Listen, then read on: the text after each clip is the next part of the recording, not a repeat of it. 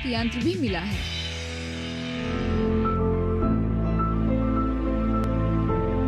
परिवार को आर्थिक साफल्य। मंत्री अमित शाह ने कुछ किसान नेताओं को अपने घर मुलाकात के लिए बुलाया है और अब से थोड़ी देर में ये मुलाकात शुरू भी हो जाएगी। किसानों द्वारा भारत बंद के आह्वान के बाद पूरे दिन देश भर में राजनीतिक उठापटक का दौर जारी रहा। इस बीच किसान नेताओं की ओर से कुछ बातें भी सामने आई। किसान संगठनों का कहना है कि उनका आंदोलन राजनीतिक नहीं है। दूसरी सकारात्मक बात यह कि वे सरकार के साथ अपनी मांगों को लेकर के बातचीत करते रहेंगे। किसान संगठनों की दो प्रमुख मांगे हैं। एमएसपी को सुनिश्चित करने के लिए सरकार कानून बनाए और कृषि मंडियों का भविष्य संकट में न जाने पाए, इसके लिए सरकार लगातार बातचीत भी कर रही है। इस 1 घंटे के दौरान सरकार की ओर से हम ये चर्चा करेंगे कि जो आश्वासन आया है कि एमएसपी व्यवस्था खत्म नहीं की जाएगी और मंडियां भी जारी रहेंगी, तो फिर किसानों के कल्याण की दिशा में उठाए गए तीनों कानूनों पर भ्रम की स्थिति क्या है, चर्चा आज करेंगे अगले 1 घंटे में। मैं हूं अजय मिश्र और आप देख रहे हैं डीडी न्यूज पर हमारा खास कार्यक्रम किसान कल्याण के लिए प्रतिबद्ध। और किसान आंदोलन पर केंद्रीय मंत्री प्रकाश जावड़ेकर ने कहा कि किसानों का जो मुद्दा है उसका हल होकर रहेगा और किसानों की नाराजगी के जो 2 प्रमुख बिंदु हैं, एपीएमसी और एमएसपी, दोनों में कोई बदलाव नहीं किया जा रहा है। आइए सुनते हैं। सूचना प्रसारण मंत्री प्रकाश जावड़ेकर हमारे साथ हैं। सर, कुछ किसान आंदोलन कर रहे हैं, आज बंद का आह्वान किया, किस तरह से देख रहे हैं सर, चूंकि वो उनकी कई सुझाव हैं, कई मांगे। देखो, कुछ किसानों के मन में आशंकाएं हैं। कुछ किसान आंदोलन के लिए खड़े हुए हैं। देश के बहुसंख्यक किसानों ने पहले ही इन कानूनों का स्वागत किया है और आज भी इन कानूनों का स्वागत ही कर रहे हैं। पंजाब में मुख्यतः किसानों को लगा कि इससे एपीएमसी समाप्त होगी और एमएसपी की रेजिम समाप्त हुई। मैं उनको आश्वस्त करना चाहता हूं कि देखो, इस साल कानून लागू होने के बाद भी एपीएमसी चली, आपने धान बेचा, आपको एमएसपी मिली, तो एपीएमसी भी जीवित है, एमएसपी भी जीवित है और व्यवस्था चालू रहेगी। आगे भी कानून में कहाँ लिखा है कि एपीएमसी को ताला लगाएंगे? नहीं लिखा है, क्योंकि एपीएमसी चालू रहेगी, लेकिन एपीएमसी के बाहर बेचने की भी सुविधा रहेगी, इतना ही उस कानून में कहा है। दूसरी चीज, कॉन्ट्रैक्ट फार्मिंग का जहां तक मुद्दा है, तो कांग्रेस अभी 20 राज्यों ने ऑलरेडी कानून किया ही है, तो राज्यों ने कानून किया तो वो करेक्ट है, वो रद्द करने की मांग क्यों नहीं करते? फिर अगर केंद्र का कानून रद्द करना है तो राज्यों के भी रद्द करने पड़ेंगे। तो राज्यों के कानून चल रहे हैं और केंद्र का केवल रद्द करोगे, ऐसा तो नहीं होता ना। और ये तो अमरिंदर सिंह ने पेप्सी कोला के साथ कॉन्ट्रैक्ट फार्मिंग का उद्घाटन किया, तो तब ये व्यवस्था जब कानून भी नहीं था। अब तो किसान के हित में कानून भी बना है उसको संरक्षण देने वाला। तो हाँ, कई विपक्षी दल दरअसल इस आंदोलन को समर्थन दे रहे हैं, जबकि किसानों ने कहा था कि अराजनीतिक आंदोलन है, वो मंच पर नहीं आए। उसके बावजूद तमाम विपक्षी दल एक तरह से समर्थन कर रहे हैं। विपक्षी दलों का पाखंड है, वो लोकतंत्र में पराजित हुए हैं और पराजित होने के बाद कहीं भी अवसर मिलता है तो उनको लगता है यही हमारा मौका है, तो उसका लाभ उठाए, इसके सिवा कुछ भी नहीं है। अरे खुद शरद पवार ने एपीएमसी कानून यूपीए के कृषि मंत्री के तहत मॉडल कानून तैयार किया और सभी राज्यों को दिया। सभी राज्यों में से 10 राज्यों ने उसको स्वीकार भी किया, तब अच्छा था एपीएमसी का मॉडल कानून। और आज अगर हम करते हैं तो बुरा है, ऐसा कैसा होगा? तो दूसरी, कॉन्ट्रैक्ट फार्मिंग का कानून ऑलरेडी 20 राज्यों ने पास किया है, तब वो अच्छा, और जब हम करें तो बुरा। और इसेंशियल कमोडिटीज एक्ट में अनावश्यक बंधन, जब किल्लत थी तो वो बंधन जरूरी थे। आज किल्लत नहीं है, अनाज की बहुतायत है, तब अब जरूरत नहीं है, यही तो हम कह रहे हैं। और इसलिए मुझे पूरा विश्वास है कि राजनेता भी और राजनीतिक दल भी पाखंड छोड़े, सच्चाई का सामना करे, सच्चा बोलना सीखे। जो मैनिफेस्टो में कांग्रेस ने लिखा वो क्या था? कांग्रेस ने मैनिफेस्टो में लिखा कि ये 3 कानून हम रद्द करेंगे, 3 कानून हम बनाएंगे नए। यही तो आश्वासन जो हमने किया, वही तो आश्वासन उन्होंने दिया था। और उन्होंने ये भी लिखा था कि एपीएमसी कानून में बदलाव करेंगे वगैरह। तो यही बात जो हमने की वही उन्होंने आश्वासन दिया था। राहुल गांधी ने प्रेस कॉन्फ्रेंस करके बताया था कि हमारे कांग्रेस के राज्य तुरंत प्रभाव से एपीएमसी के दायरे से कुछ चीजें बाहर कर देंगे, नहीं किया। और आज उल्टा ट्वीट कर रहे हैं, तो ये राजनीति है। कई किसान अब खुलकर इन 3 कानूनों के समर्थन में भी हैं। कल हरियाणा के किसान संगठन मिले भी कृषि मंत्री से, और देश भर में कई किसान कह रहे हैं कि इससे फायदा हो रहा है। नहीं, ये तो मैं आपको फिर बता रहा हूँ, देश भर में इन कानूनों का हम सभी जगह गए हैं, बहुत स्वागत हुआ है।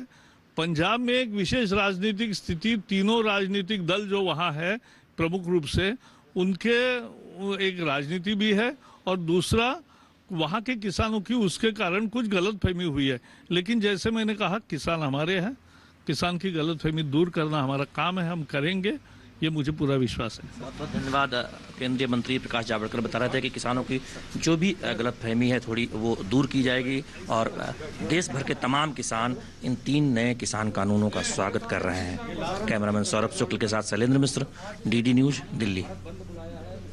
तो ये जो 2 व्यवस्थाएं हैं, चाहे वो मंडी की व्यवस्था हो या फिर एमएसपी की, ये दोनों ही व्यवस्थाएं जारी रहेंगी।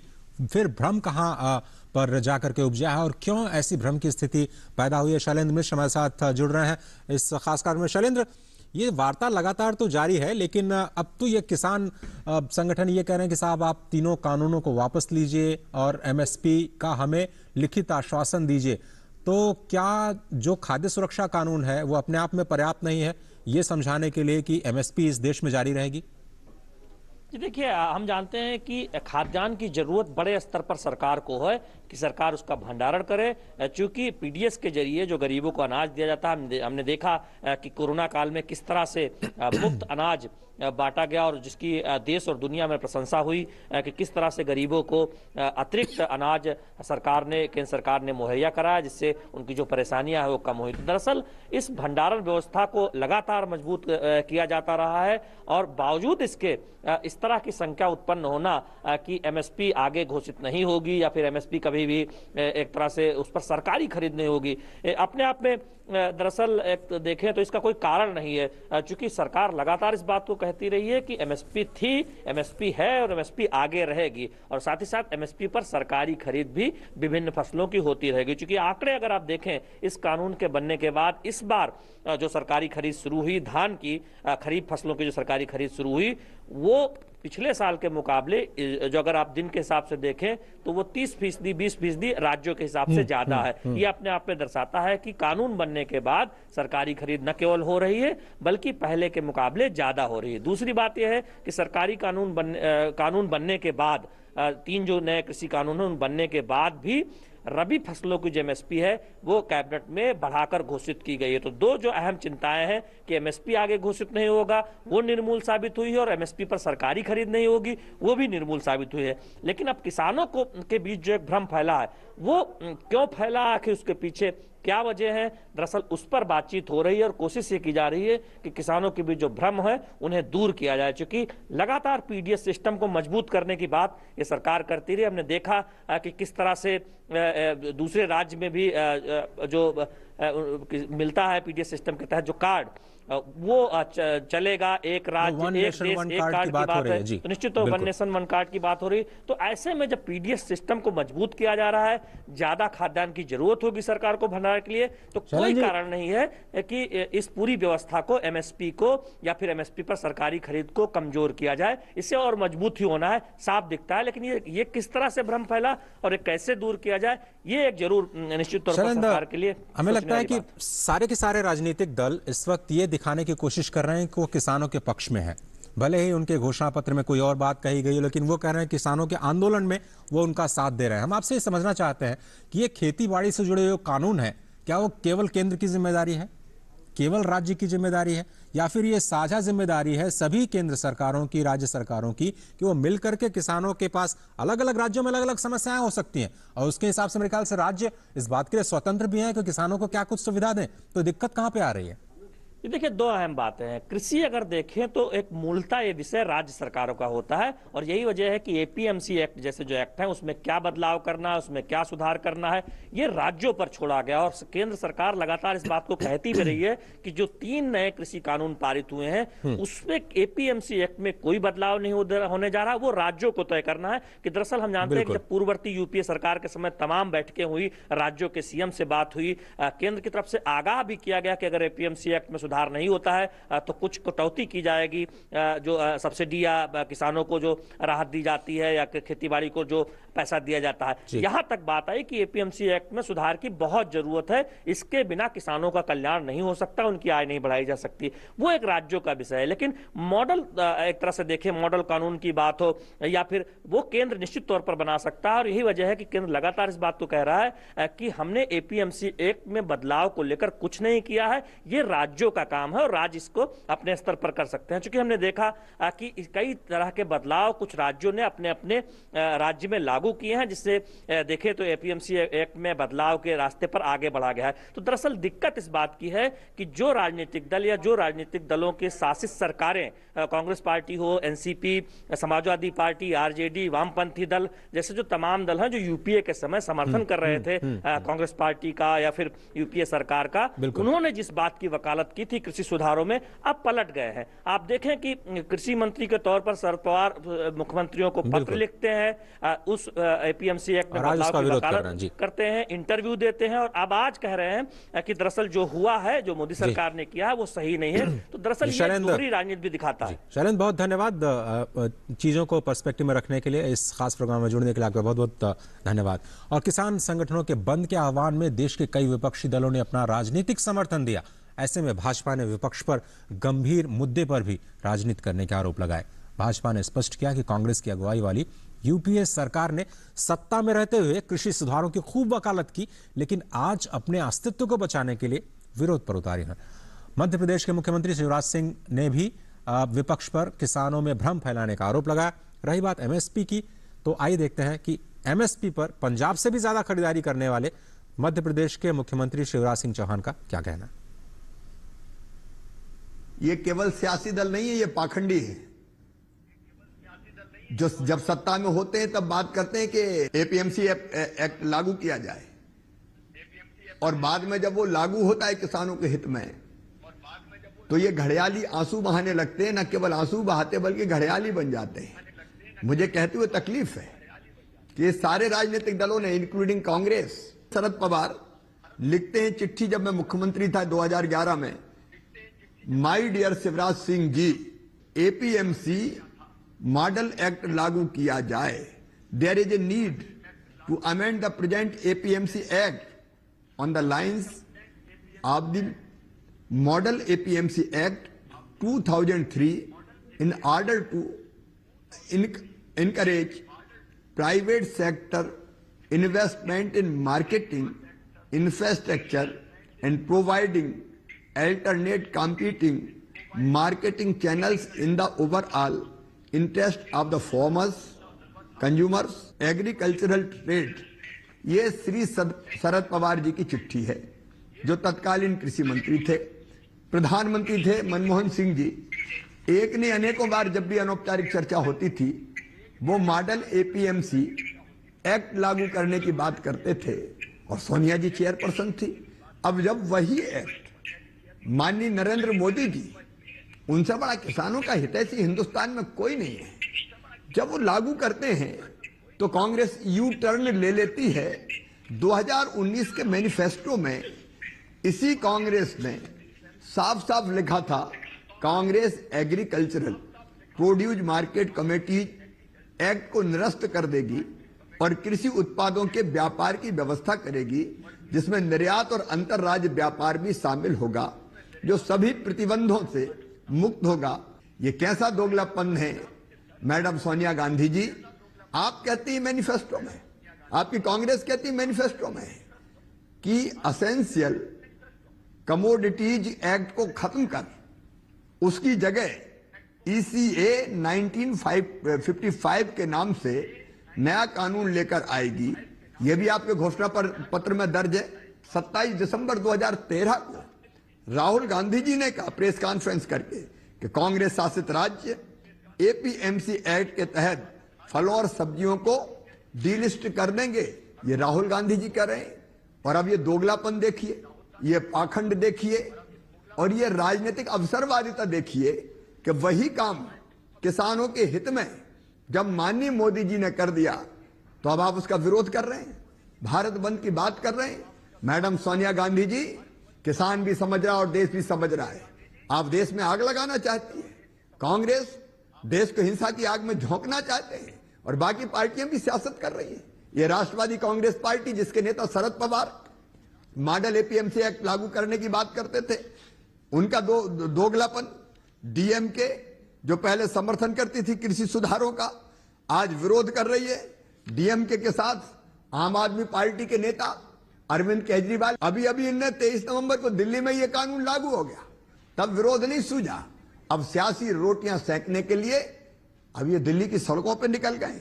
स्वराज पार्टी के योगेंद्र यादव ये खुद कहते थे मोदी सरकार ने 3 साल पूरे, जब पहली बार 3 साल पूरे हुए थे कि 3 साल पूरे हो गए लेकिन एपीएमसी एक्ट को लेकर कुछ नहीं कर रही, और जब कर रही तो उसका विरोध कर रहे हैं। समाजवादी पार्टी के मुलायम सिंह यादव ये पक्ष में थे, इन्होंने ये कहा था कि मंडियों में एपीएमसी की आलोचना करते हुए कहा था कि किसानों को नुकसान हो रहा है, इसमें बदलाव होना चाहिए। शिवसेना के भी यही विचार थे, टीएमसी भी यही कहती थी, और अब सबके सब पता है उनको कि नरेंद्र मोदी जी से मैदान में नहीं निपट सकते, मैदान में दम नहीं है, कुव्वत नहीं है कि मुकाबला कर सके। तो किसानों को भ्रमित करके एक आंदोलन जिसमें किसानों ने मना किया कि हमारे बीच में आने की जरूरत नहीं है, उस आंदोलन में जबरदस्ती शामिल होकर आग लगाने की कोशिश कर रहे हैं।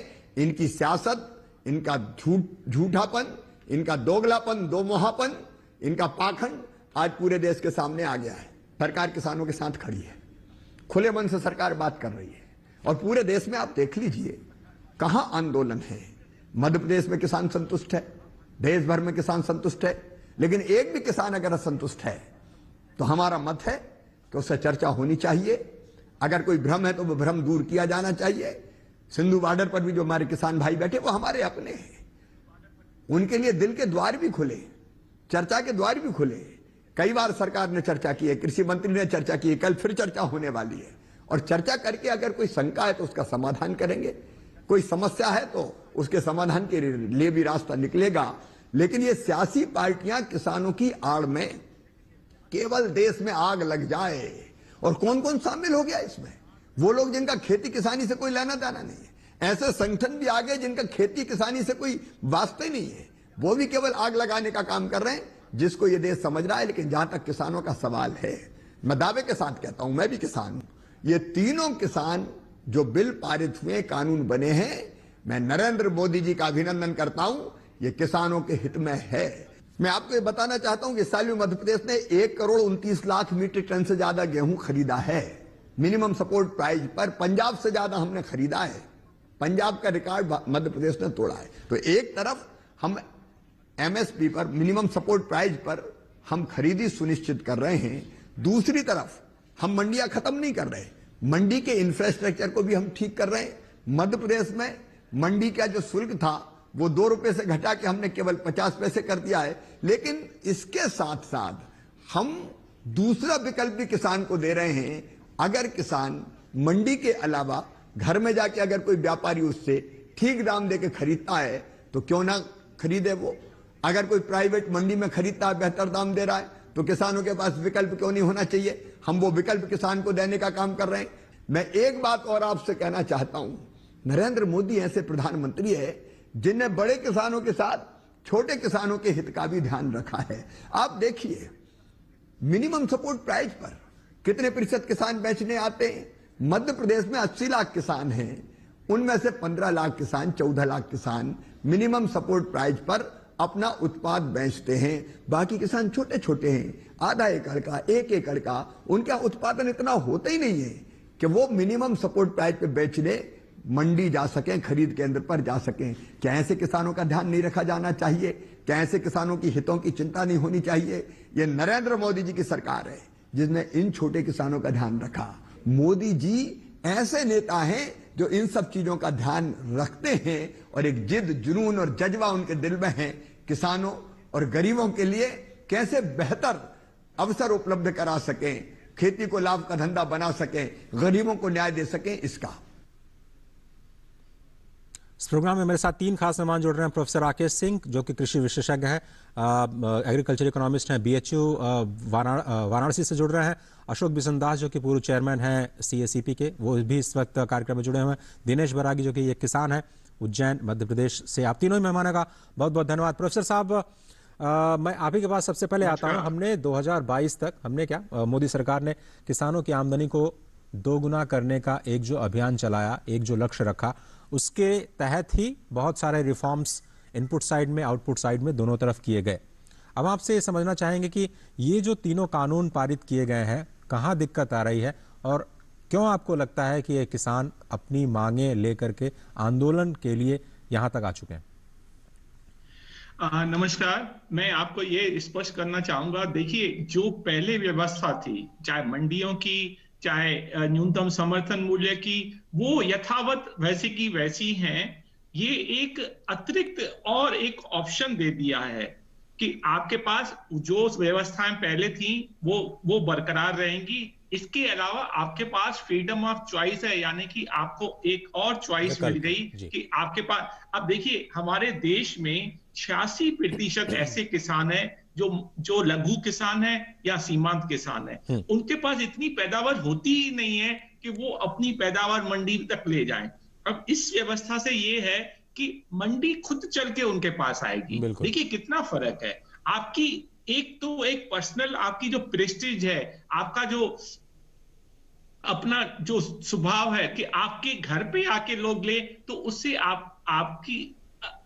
आपका कद ऊंचा होगा कि नहीं होगा। बिल्कुल बिल्कुल। एक तो ये है। अच्छा, दूसरा है कि जो WTO है, विश्व व्यापार संगठन, उसमें भारत ने बिना किसी के कहे हुए, कोई किसी का किसान का आंदोलन नहीं हुआ, उन्होंने अपने से सारे देशों के हमारे अगेंस्ट है कि हम न्यूनतम समर्थन मूल्य कम करके किसानों को हम सब्सिडी 10% से ज्यादा नहीं होनी चाहिए। ये व्यवस्था है WTO में, वर्ल्ड ट्रेड ऑर्गेनाइजेशन, विश्व व्यापार संगठन में। उस समय किसी भी किसान ने या किसी भी ने उस समय उसका विरोध नहीं किया, अपने से सरकार ने उसको किया। इससे सरकार की नीयत बिल्कुल साफ लगती है कि किसान के प्रति उनका रुझान है, वो किसान की आमदनी दुगना, जैसे आपने भी कहा, डबल करना चाहते हैं, दोगुना करना चाहते हैं। तो ये सारा जो कदम है, आप एक कदम, सारे कदम अगर सरकार के देखेंगे एक एक करके और सबको मिलके भी देखेंगे, तो ऐसा लगता है सरकार की नीयत बहुत ही दुरुस्त है, बहुत ही नेक है। और वो आप ये सोचिए, सबसे ज्यादा आपको टेस्ट ये करना है कि उस समय कोई भी आंदोलन नहीं हुआ। उसमें एक होता है पीस क्लॉज, तो सारे, इवन कनाडा ने अभी भी हमारे किसानों को समर्थन किया, लेकिन WTO में हमें कहते हैं भारत को कि आप किसानों को न्यूनतम समर्थन मूल्य क्यों दे रहे हैं। अब देखिए कितना दोगलापन है। एक मैं कनाडा का ही देखता हूं, वो इसलिए क्योंकि उस समय उनको रास नहीं आता है जी। कनाडा अभी हमारे किसानों को, जबकि उनका कोई लोकल स्टैंडर्ड नहीं है कि हमारे आंतरिक मामलों में वो दखल दें, लेकिन क्योंकि ये उनको सूट कर रहा है तो हमारे किसानों को भड़का रहे हैं। और लेकिन जब WTO में ये बात उठती है न्यूनतम समर्थन मूल्य की, तो भारत को आड़े हाथों लेते हैं कि आप किसानों को न्यूनतम।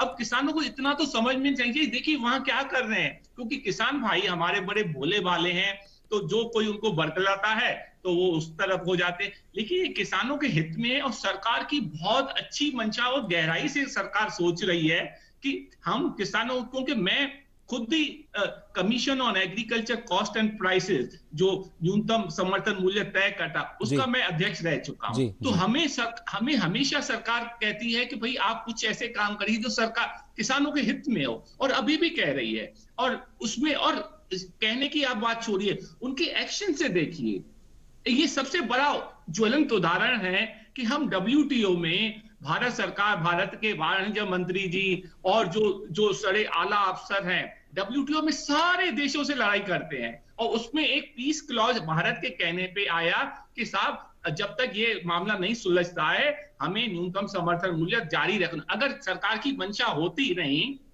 ऐसी नहीं होती, तो वो काय को इतना परेशान होते। जी प्रोफेसर राकेश सिंह जी, बड़ी मेहनत की जी।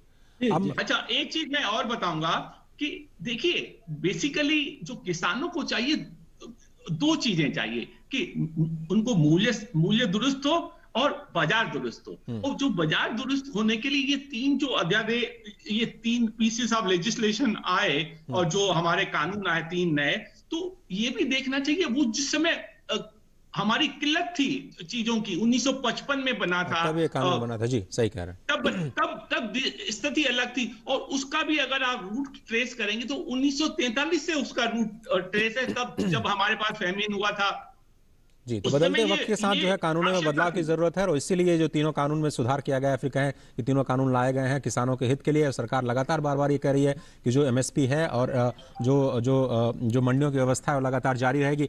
प्रोफेसर राकेश सिंह जी, आपको मेरी आवाज आ रही है? जी जी जी, बहुत बहुत धन्यवाद वाराणसी बीएचयू से जुड़ने के लिए। सर, एमएसपी तो बहुत सारी फसलों पे नहीं है। आप जहां पर हैं बनारस में, वहां पर मेरे ख्याल से वेजिटेबल का शोध संस्थान भी है। वो वहां पर जो ग्रोथ रेट है वो तो 10%, 11% हमें दिखाई देती है। तो इतना ज्यादा बवाल क्यों है एमएसपी को लेकर के?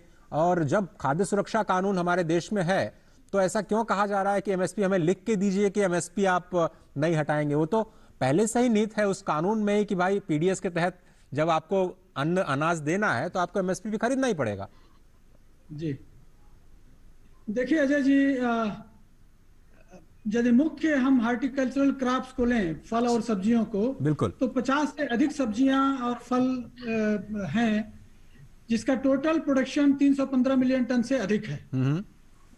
और ये जो फल और सब्जियां उगाई जाती हैं, इसको उगाने वाले हमारे किसान मैक्सिमम मार्जिनल और स्मॉल फार्मर्स हैं जी।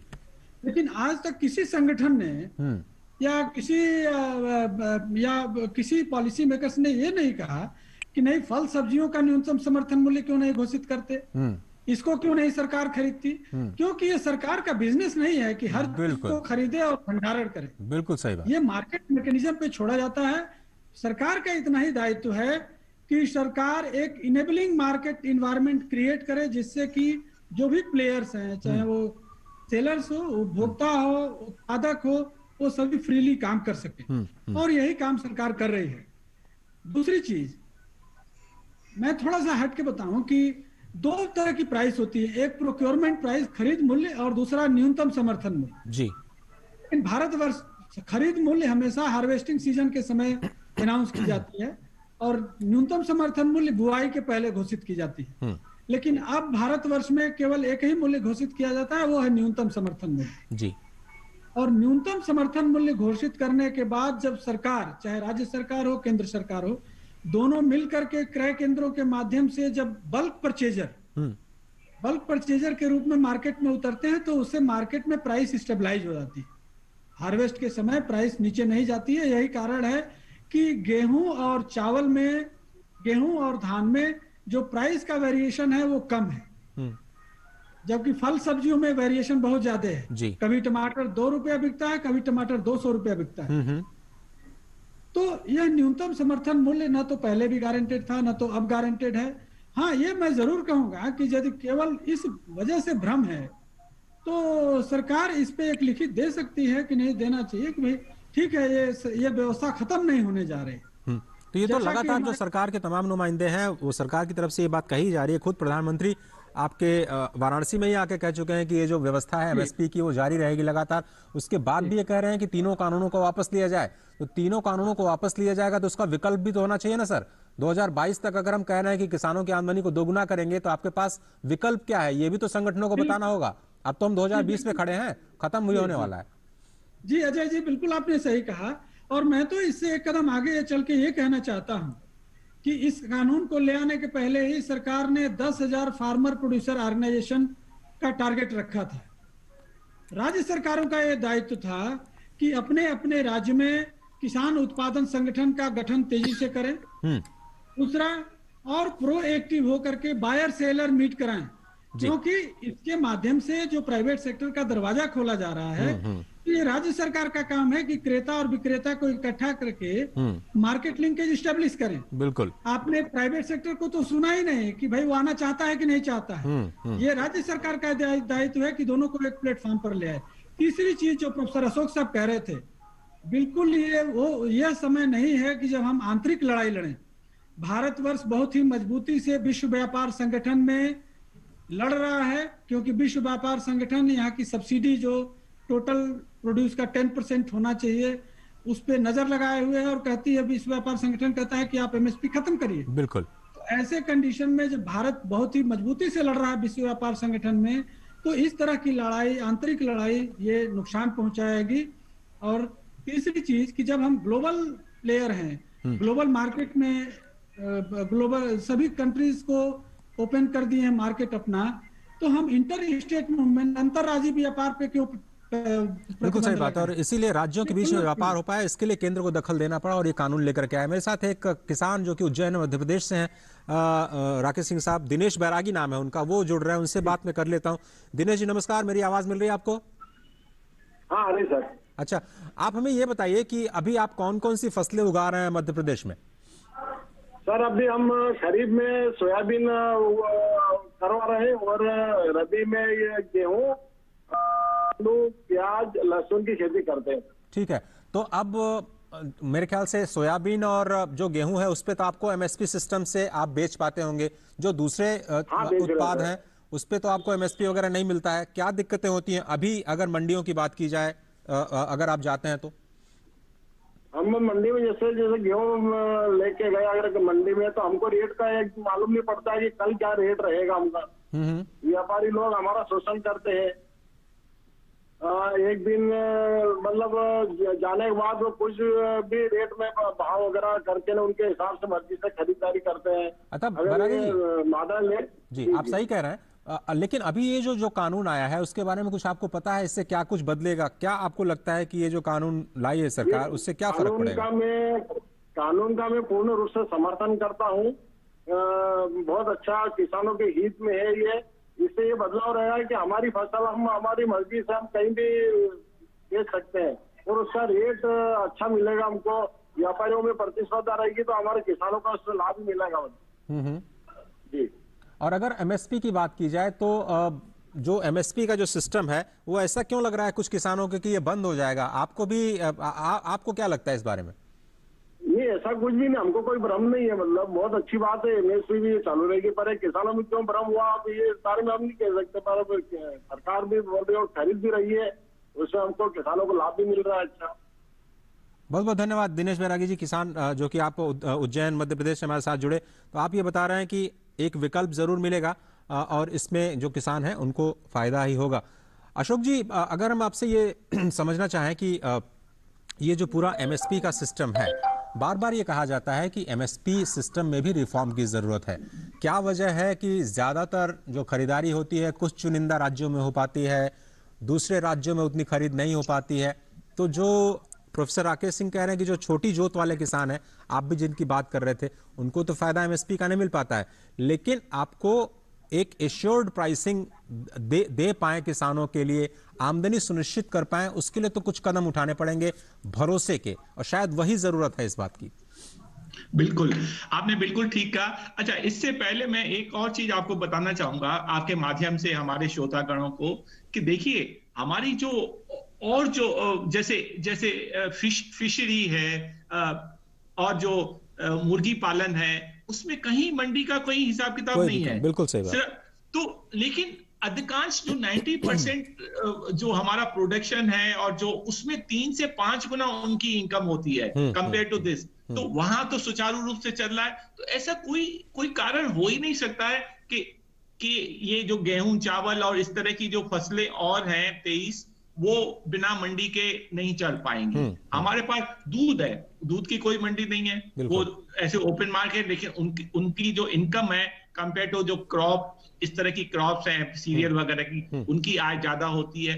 तो हमारे अपने ही देश में बहुत सारे ऐसे उदाहरण हैं जो बिना मंडियों के सुचारू रूप से चल रहे हैं। अब मंडियों से क्या है कि जैसे पंजाब का ही एक एग्जाम्पल दे दें, 4,500 से 5,000 जो मेरा एस्टिमेट है, वो उनकी कमीशन बनती है जो आड़तियों के। तो उनके जो हित है, उनका हित निहित है इसमें कि ये आंदोलन चलता रहे और ताकि ये तीनों जो लेजिस्लेशन बने थे वो विथड्रॉ हो जाए, क्योंकि उसमें उनका हित निहित है। अब उस चक्कर में जो भोले भाले किसान है, उसके चक्कर में जो भी हो रहा है वो एक उसका मूल कारण है। लेकिन अगर आप सिर्फ आप अगर किसानों के दृष्टिकोण से देखेंगे तो ये बहुत उनको लाभ देगा। किसानों को ये समझना चाहिए कि देखिए दूध है, मछली पालन है और मुर्गी पालन है और इस तरह की, और उसके लिए कोई एपीएमसी वगैरह नहीं है, वो जहां चाहे बेच सकते हैं। अच्छा, और जो छोटे और मझले किसानों, क्योंकि मुझे उसकी ज्यादा चिंता है, क्योंकि वो 86% पूरे किसानों के छोटे और मंझले हैं जिनकी 2 हेक्टेयर से कम है, 1 हेक्टेयर 2 हेक्टेयर उससे कम है, ऐसे हमारे देश में 86% है, और उनकी इतनी उपज नहीं है कि वो मंडी में जा सके। अच्छा, मंडी में एक आप और, मैं जो मेरा अनुभव है, मैं सारी मंडियों, जो भी देश की महत्वपूर्ण मंडियां हैं, कश्मीर से सब जगह घुमा हुआ हूं और देखा हुआ है, सबसे इंटरव्यू लिए हुए हैं। तो निचोड़ ये बताना चाहता हूं मेरी जो रिसर्च पे, कि वहां पे जो आड़तियां हैं उनकी क्या स्ट्रेटेजी रहती है, वो उनको 2-2 3-3 दिन वहीं रोक देते हैं, तो उसका मनोबल इतना बेचारे का गिर जाता है। एक कहावत है, टायर्ड देम टू ईल्ड, वो इतना उसको थका देते हैं किसानों को कि वो मनमानी जो भी उसको भाव देना चाहते हैं वो कह गए चलो मारो गोली मैं ले आऊं, तो वो they are tired to yield. अब इसके विपरीत देखिए, इसके विपरीत जब आप अपने घर पे बैठे हैं और मंडी आपके पास आ रही है, तो आपका मनोबल बहुत ऊंचा होगा।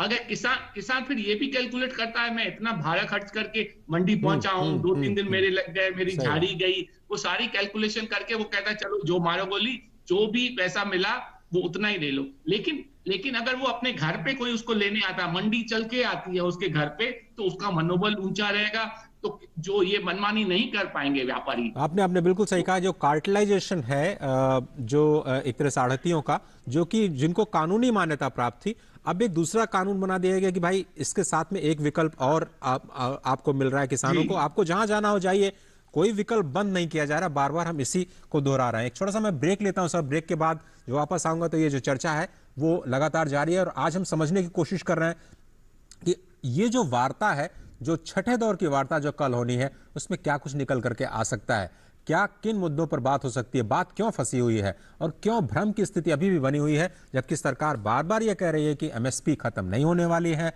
और मंडी सिस्टम लगातार जारी रहेगा। आप देख रहे हैं हमारा खास कार्यक्रम किसान कल्याण के लिए प्रतिबद्ध।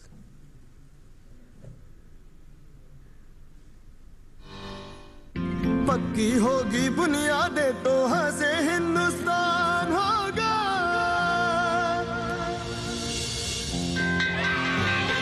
करो शुरुआत करो तो पक्की बात करो, पहले करो शुरुआत करो। कैसे करें रोग निदान, कैसे पहचाने उन्नत बीज, क्या है मुश्किलें, क्या है निदान, कौन सी नस्लें, क्या है प्रावधान, हर बात का रखें ध्यान। हमारे देश के कृषि संस्थान, कृषि शिक्षा और अनुसंधान। नमस्कार, मैं हूं आपके साथ श्वेता श्रीवास्तव, और आज मैं आपको लेकर चलूंगी भारत के मसालों की चटपटी दुनिया में।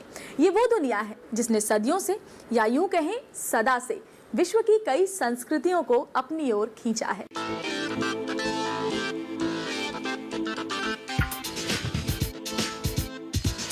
मसाले के तमाम पहलुओं पर एक विशेष कार्यक्रम मसाला इंडिया, हर रविवार दोपहर 12 बजे सिर्फ डीडी किसान पर। गांव की जमीन और मकान बेच दें? अरे क्या कर रही हो तुम? इसमें हर्षी क्या है? प्रिया में दामिनी उठना। ए सुनो, कौन दामिनी? सरकार ने किसान बहनों और भाइयों के लिए पूरे देश में 5 लाख से भी ज्यादा सोलर पंप लगाने की महत्वाकांक्षी योजना बनाई है। नई सोच, सोमवार से शुक्रवार रात 9:30 बजे देखिए सिर्फ डीडी किसान पर। औरैया जिले के विकास खंड भाग्यनगर स्थित परवाहा गांव में प्रमुख रूप से धान, गेहूं और मक्का की खेती होती है। परवाहा क्षेत्र में पुरुषों के साथ महिलाएं भी खेती और पशुपालन में बढ़ चढ़कर हिस्सा ले रही हैं। यहीं की एक महिला किसान हैं, गीता देवी, जिन्होंने वैज्ञानिक तरीके से खेती करके इस क्षेत्र का नाम रोशन किया है। परवाहा गांव की रहने वाली गीता देवी कृषि कार्यों से जुड़ी हुई हैं। गीता के पास पैतृक जमीन 0.8 एकड़ है, जिस भारत सरकार ने एक भी मंडी बंद नहीं की। आज जबरन भारत को बंद करने के लिए विपक्षी दल के कार्यकर्ता हाथ में डंडा लेकर देश के निर्दोष नागरिकों पर डंडा चला के उनको मंडी बंद करने के लिए मजबूर कर रहे हैं। फिर भी जनता डटकर विपक्षी दलों का सामना कर रही है। आज मैं आभार व्यक्त करती हूँ कि ये 15-20 विपक्षी दल खड़े हो रहे हैं ताकि 130 करोड़ का देश झुक जाए उनके सामने, लेकिन साधारण हिंदुस्तानी ने विपक्षी दल के इस मंसूबे को कामयाब नहीं होने दिया। जिस तरह की राजनीति देखने को मिली, तमाम विरोधी दलों ने समर्थन किया और जिस तरह से खबरें आई, वो जानते हैं कि किसान ने कभी मांगा नहीं, लेकिन नरेंद्र मोदी ने स्वयं आगे बढ़कर किसान सम्मान निधि सुनिश्चित करवाई। 14 करोड़ किसानों को 90,000 करोड़ से ज्यादा पैसा मात्र 1.5 साल में सीधा उनके बैंक के खाते में पहुंचाया। विपक्ष को तकलीफ इस बात की है कि आज भारत की तिजोरी से पैसा निकलकर सीधा गरीब और किसान के बैंक के खाते में जा रहा है, विपक्ष के नेताओं की जेब में नहीं जा रहा। जो भ्रम फैलाने की कोशिश की गई है, आप विपक्ष पर आरोप लगा रहे हैं, उस भ्रम को दूर करना भी तो जिम्मेदारी है। बिल्कुल, और भारत सरकार उस जिम्मेदारी का निर्वाह कर रही है। जैसे कि मैंने कहा, सितंबर माह से दिसंबर तक 5 तारीख तक 60,000 करोड़ रुपया 33 लाख किसानों को भारत सरकार ने ही मुहैया कराया एमएसपी के ऑपरेशन के अंतर्गत। लेकिन ये भी तो देखिए कि 33 लाख किसान धान लेकर विश्वास अपना भारत सरकार पे व्यक्त कर रहे हैं, नरेंद्र मोदी पे व्यक्त कर रहे हैं, विपक्ष पे नहीं कर रहे। ये 33 लाख किसान आज इस बात का प्रमाण है कि जो नरेंद्र मोदी ने सदन में और सदन के बाहर कहा, उस वचन की उन्होंने पूर्ति की है। एक अंतिम सवाल, अब वो किसान भी मुखर होकर सामने आ रहे हैं जो खुलकर ये कह रहे हैं कि लंबे समय से जिस बात का इंतजार किया गया था वो नरेंद्र मोदी की सरकार ने पूरा किया है, वो उस जकड़न से मुक्त किया, आड़तियों से चंगुल से आज़ादी दिलाई, अब वो मुखर होकर इस कानून के समर्थन में भी आ रहा है। मैं आपका ध्यान आकृष्ट करूंगी, महाराष्ट्र में धुले नाम का एक जिला है, वहां का एक किसान दरबदर की ठोकरें खा रहा था। उसने अपने मकई की जो उपज है उसको बेचा, लेकिन जिसको बेचा उसने उसका पैसा लौटाया नहीं, 3 लाख से ज्यादा उसका बकाया था। 4-5 महीने दरबदर की ठोकरें खाने के बाद जब ये किसान बिल आया सितंबर में देश में, उस किसान ने इस बिल के सहारे से एसडीएम के यहाँ पर अपनी दरखास्त को दर्ज कराया, शिकायत को दर्ज कराया। त्वरित रूप से उस किसान को उसका पैसे का भुगतान किया गया। इस बिल में साफ रूप से लिखा हुआ है कि किसान से अगर आप कुछ खरीदेंगे तो आपको 3 दिन में उसका भुगतान करना पड़ेगा। इस बिल में साफ लिखा है कि किसान की जमीन ना आप जबरन हड़प सकते हैं, ना उसकी जमीन आप गिरवी रख सकते हैं, ना आपकी उसकी जमीन को बेच सकते हैं बिना किसान को इस कॉन्ट्रैक्ट या फिर इस अग्रीमेंट के तहत बिना किसान की मर्जी से उसकी जमीन के साथ आप कुछ नहीं कर सकते। तो मुझे लगता है विपक्ष इस बात से व्याकुल है कि पहली बार संवैधानिक ढांचे में किसान के कानूनी अधिकारों को सुनिश्चित किया गया है और किसान अब कानून के सहारे अपनी उन्नति को प्रतिस्थापित करेगा।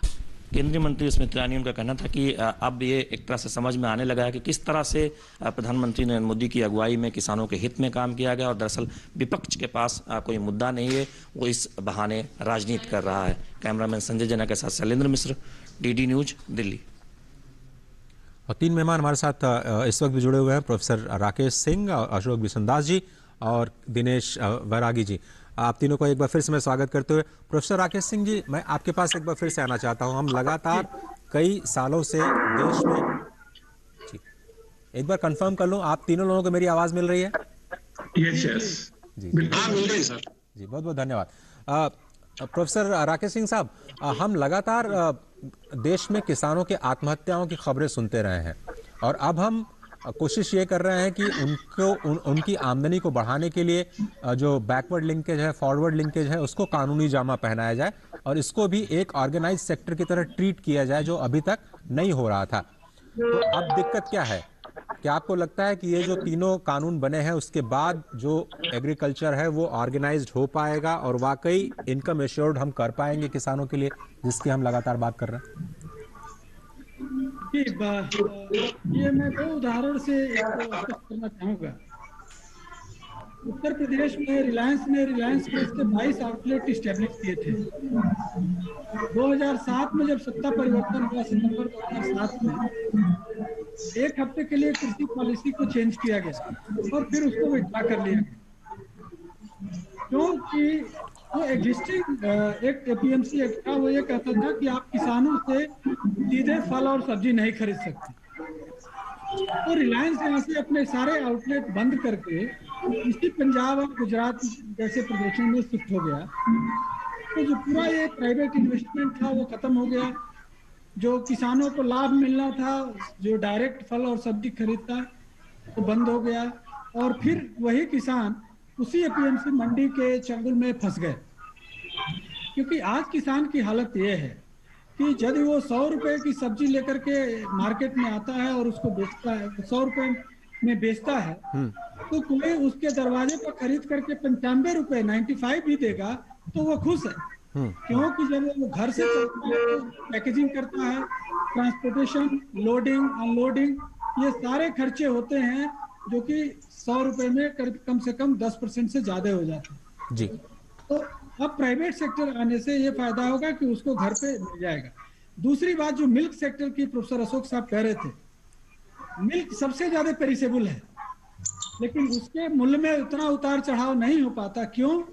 क्योंकि कोऑपरेटिव एक्ट का सहारा लेते हुए जो सहकारी संगठन की स्थापना हुई, अमूल जिस पैटर्न पे काम कर रहा है, आज एक भूमिहीन व्यक्ति जो कि गाय पाले हुए है, 1 किलो दूध उत्पादित करता है, वह उस कोऑपरेटिव के थ्रू अपना मिल्क देता है और उसको एश्योर्ड प्राइस मिलती है। दैट इज आल्सो वो भी एक कॉन्ट्रैक्ट है। बिल्कुल सही बात जी। तो कॉन्ट्रैक्ट कई तरह के होते हैं। अमूल इसका जो दूध का मिल्क सेक्टर है सबसे बड़ा उदाहरण है कि प्राइवेट पार्टियां भी अपना इस्टेब्लिश की है डेयरी प्रोसेसिंग प्लांट। जी। सरकारी सेक्टर, सरकारी थोड़ा सा सेक्टर अशोक सर से बात कर लेते हैं। अशोक सर, अब हम ये जानते हैं कि पूरी की पूरी जो कृषि अर्थव्यवस्था है वो पहले से ही निजी क्षेत्र में है, सरकार की तो कोई जमीन नहीं है, ये तो हम लोगों की या आपकी या किसी किसान भाई की जमीन है, तो वो तो पहले से ही प्राइवेट सेक्टर के हाथ में है, इसमें तो कोई दो राय नहीं है। अब ये डर कि ये फिर से इसका निजीकरण किया जा रहा है, कॉर्पोरेटाइजेशन किया जा रहा है, और एफपीओज को लेकर के भी भ्रम फैलाया जा रहा है कि साहब ये भी कॉर्पोरेटाइजेशन है और बाद में किसान खत्म हो जाएंगे, इस भ्रम को भी शायद खत्म करने की जरूरत है। आप क्या कहेंगे? बिल्कुल सही कहा। देखिए, ऐसा है कि जैसे अभी दो चीजें हैं। एक तो क्योंकि ये जो आपने बिंदु उठाया वो इससे बहुत इसका ताल्लुक है जो मैं अभी बताने जा रहा हूं। जो किसान को चाहिए दुरुस्त मूल्य हो और सही बाजार हो। अब सही बाजार में और थोड़ा विस्तार से बताऊंगा क्योंकि ये बहुत इंपॉर्टेंट बिंदु है, एफपीओ से रिलेटेड है। जी। अगर किसान को मान लिया बहुत अच्छी प्राइस मिल गई, बहुत अच्छा मूल्य मिल गया, लेकिन उसका 50% अभी जो आंकड़े हैं भारत सरकार के और वैसे भी मैंने अपने एस्टिमेट्स भी किए हैं, 55% तक किसानों की एवरेज, पूरे भारत के एवरेज की बात कर रहे हैं, उसमें से करीब 55% उसका जो उत्पाद है वो बिक जाता है मार्केट में।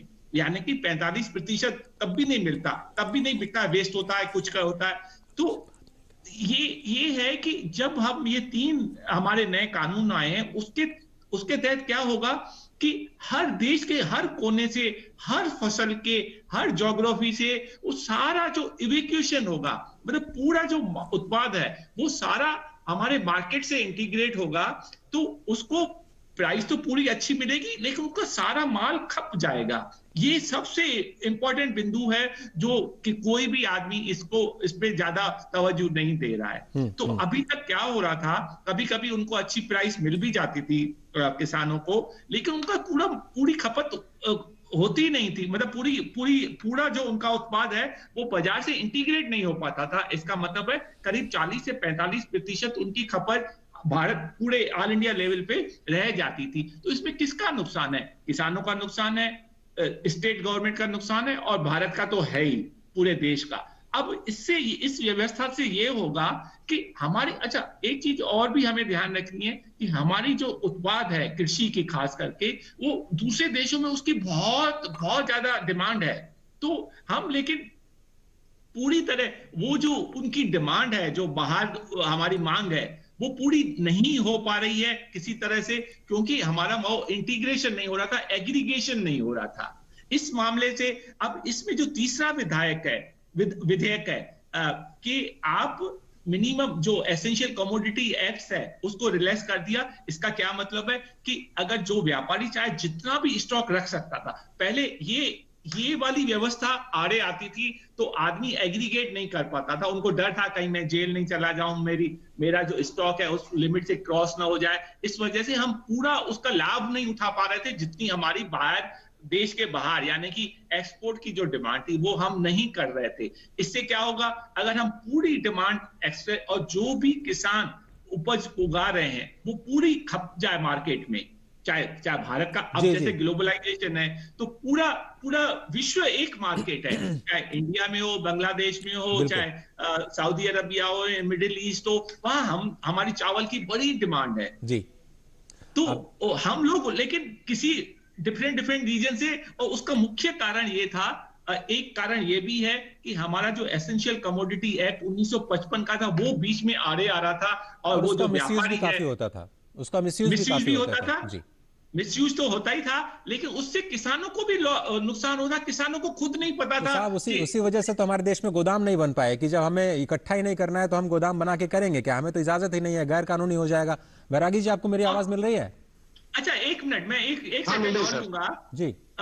जस्ट एक बिंदु इससे बहुत इंपॉर्टेंट है। सबसे मुख्य बात है किसान भाइयों को, मैंने कम से कम 50,000 किसानों से पिछले 15 सालों में बात की है, किसान भाइयों को पता ही नहीं है कि इस वजह से उनका कितना नुकसान हो रहा है। बिल्कुल सही कहा आपने। बैरागी जी, आप क्या कहना चाहेंगे? मध्य प्रदेश में क्या स्थिति है, किसानों के मन में क्या कुछ है इन तीनों बिल्स को लेकर, अगर हम आपके जरिए समझ पाए? बैरागी जी,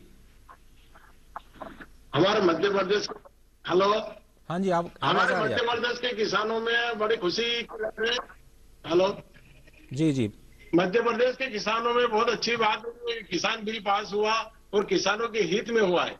पहले हम क्या है कि बंदिश में रहते थे, मतलब हमारा माल हम कहीं नहीं बेच सकते थे, इकट्ठा नहीं कर सकते थे, बाहर नहीं बेच सकते थे मंडियों के अलावा। अब हमको इससे जो बिल पास हुआ है, इससे क्या है कि हमारा माल हम कहीं भी बेच सकते हैं इससे। बैरागी जी, बहुत बहुत धन्यवाद, और आपने इतना वक्त दिया हमें इस प्रोग्राम में, आप लगातार बने रहे, आपका बहुत बहुत शुक्रिया कहना चाहेंगे इस कार्यक्रम में शामिल होने के लिए।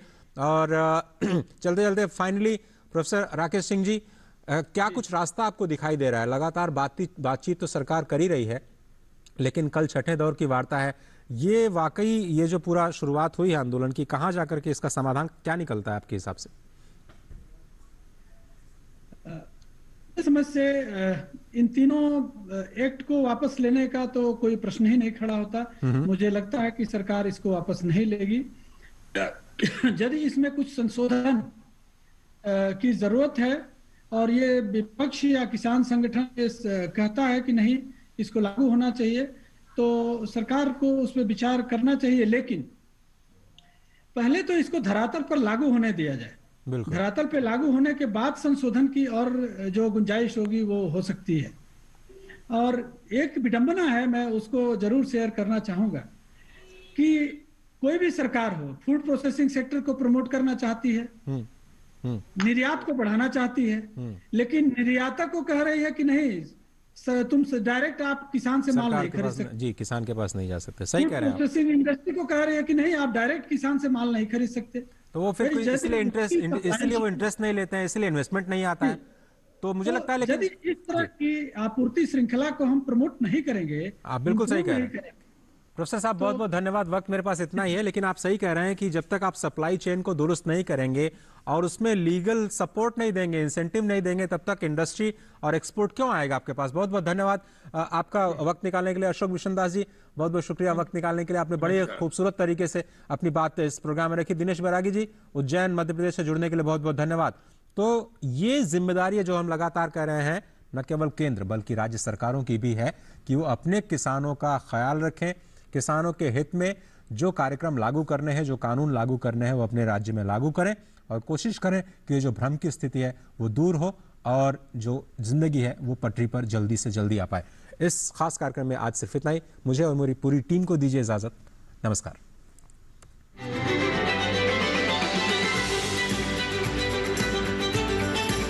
का देश भारत।